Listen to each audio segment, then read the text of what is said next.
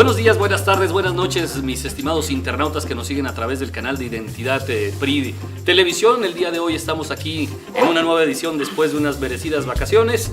Regresamos con temas polémicos como los que siempre se trata en esta mesa, cada que están Diego Rentería y Martín Moreno. Bueno, para iniciar, presentamos ahora a mi lado izquierdo a nuestro compañero analista, Martín Moreno. Muchas gracias por tu presencia. Gracias, Milton. Buenos días. A la derecha, don Diego Rentería, también analista de la Secretaría Editorial, al igual que nuestro amigo Adrián Chacal Núñez. Muchas gracias a todos y cada uno de ustedes. El tema de hoy, al menos en este primer bloque, hablaremos sobre la canonización de dos papas por parte del Papa Francisco. ¿Francisco qué viene siendo? ¿Segundo? Francisco I. Francisco I, en el cual se canonizó a Juan Pablo II, así como a Juan XXIII, dos papas en etapas muy diferentes, respetados y reconocidos por sus trayectorias. Juan Pablo II, mucho más reciente, en el cual fue un hombre muy viajero por el mundo y del cual se identificó una gran cantidad de católicos, mientras que Juan XXIII, ya un poquito más atrás, el hombre que hizo el último concilio vaticano. En este contexto ha habido diferentes versiones, tanto que esta canonización obedece más a temas de imagen o temas políticos, y otros afirman que es una cuestión mera y estrictamente como un acto de fe. Para iniciar con este debate, me permito cederle el uso de la palabra a nuestro amigo Martín Moreno para que nos dé el contexto histórico sobre estas canonizaciones. Pues bien, Milton, buenos días. De alguna forma nos encontramos ahora en un momento histórico realmente para una institución religiosa como es la Iglesia Católica, en la cual se encuentra realmente regocijada por la situación que acaba de vivir con la canonización de sus dos papas que le antecedieron.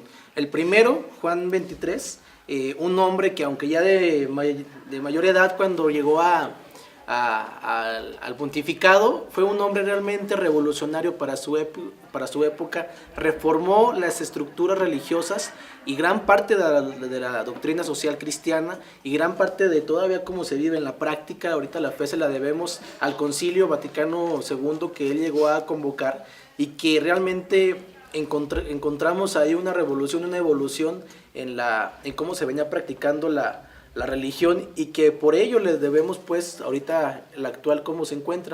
Por otro lado, el muy queridísimo hombre, yo podría decir por la mayoría de las personas, no solo de México sino del mundo, y que realmente como persona, fue una personalidad realmente histórica, que fue el Papa viajero conocido por muchos, el Papa Juan Pablo II, un hombre viajero, un hombre que realmente intentó llevar la fe a todos los rincones. Y vemos que ahora la fe, la iglesia, la religión reconoce a sus dos hombres, papas que le antecedieron, ahora como una muestra profunda de espiritualidad y de fe y de profunda vocación y de devoción, a la cual se les reconoce, y desde luego por un proyecto, más que un proyecto, por una espiritualidad firme. La iglesia lo reconoce como sus santos. Sus santos, que número 87 y 88 de 206 papas que han tenido, estos papas se convierten en santos hoy en día. Ahora, después de este pequeño contexto histórico, ¿cuál vendría a ser la valoración de estas canonizaciones desde el punto de vista de Adrián Chacal Núñez? Bueno, ciertamente los personajes que llegan al pontificado tienden a ser muy trascendentales porque son de opinión mundial. Llegan a formar parte de los entes políticos de diferentes países. En este caso, en la historia más reciente, Juan Pablo II nos habla de una persona que estuvo atenta a todos los actos políticos del globo. Por ello es muy querido por las personas. Tuvo un gran peso el hecho de que perdonara a la persona que trató de asesinarlo. O sea, eso es algo que le da mucho cariño, el que le dice, ¿sabes qué? Yo respeto a esa persona que perdona a quien trata de matarlo. Sin embargo, pues hay que recordar que siguen siendo seres humanos, que tienen sus cosas buenas y tienen sus cosas malas. En ese sentido, yo veo innecesario el hecho de que se santifique a una persona que, si bien hizo un buen papel político, que si bien caía bien a la gente, también es una persona que conoce todas las situaciones turbias del Vaticano, todas las situaciones turbias de la Iglesia, y que aún así se queda calladas ante ellas, ¿no? O sea, porque, insisto, es un ser humano, y tiene ambas partes, el bien y el mal en sí. Diego.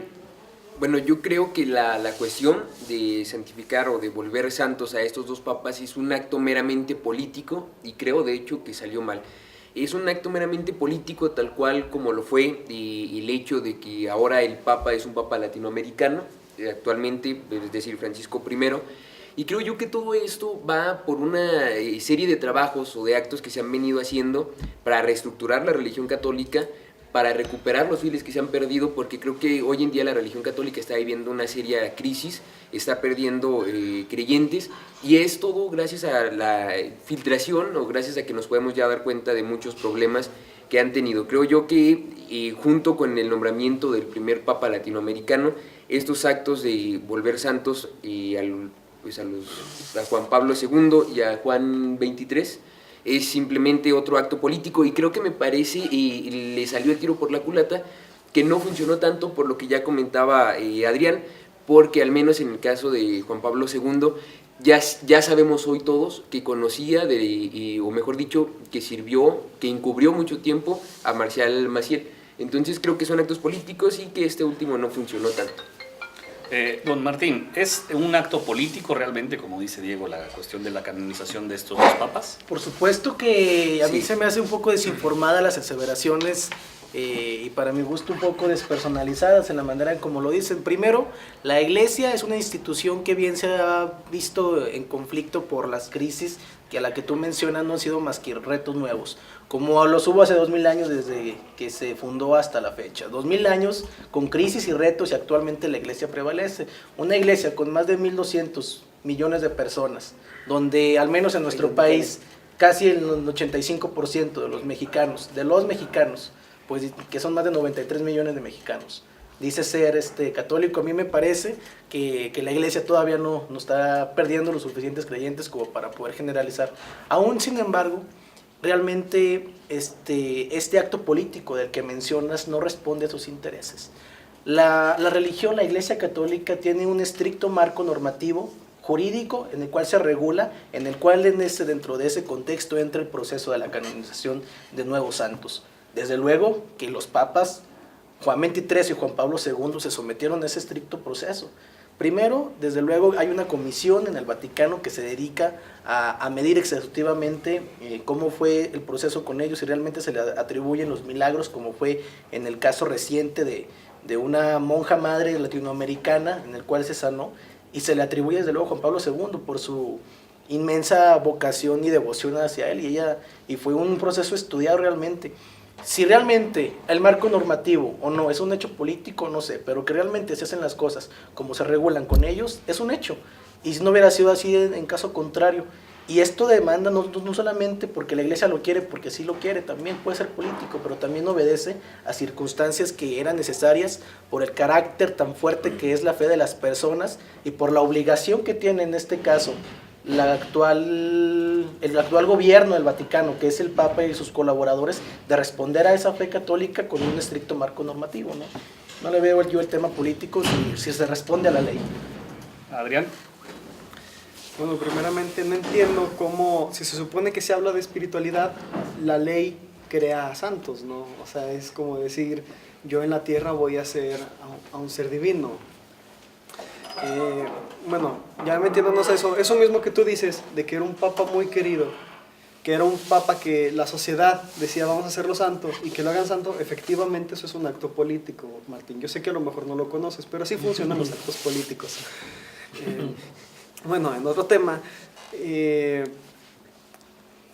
insisto, Juan Pablo II sí es una persona que a lo mejor fue muy buena, que a lo mejor hizo muchas cosas buenas, pero tanto como decir hizo milagros, es la mejor persona del mundo, no, porque encubrir a una persona que lastima a personas es hacerlo culpable. O sea, la ley mexicana, si tú te refieres a la ley mexicana aquí, si tú encubres a alguien que comete un delito, tú vas a la cárcel. Entonces, si Juan Pablo hubiera sido mexicano de verdad, él hubiera ido a la cárcel.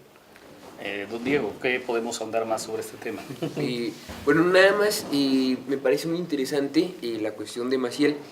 Martín, bueno, digo, yo en ningún momento descalifiqué o dije que no se siguiera un estricto marco normativo, que no hayamos seguido o mejor dicho, que no hayan seguido los pasos para volver santos a estas personas. Pero yo insisto en que son actos única y exclusivamente para generar esta reestructuración de la religión católica y para ganar creyentes, porque sí se han perdido, independientemente de si se han perdido pocos o muchos, se han perdido fieles.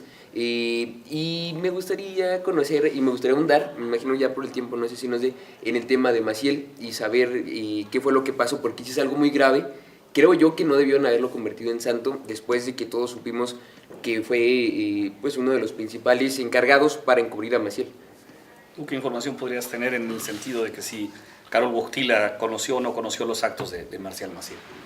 Bueno, en cuanto a la relación de hechos, o sea, no es desconocimiento que por supuesto había una relación muy cercana e institucional por cómo está estructurada la iglesia. Repito, institucional.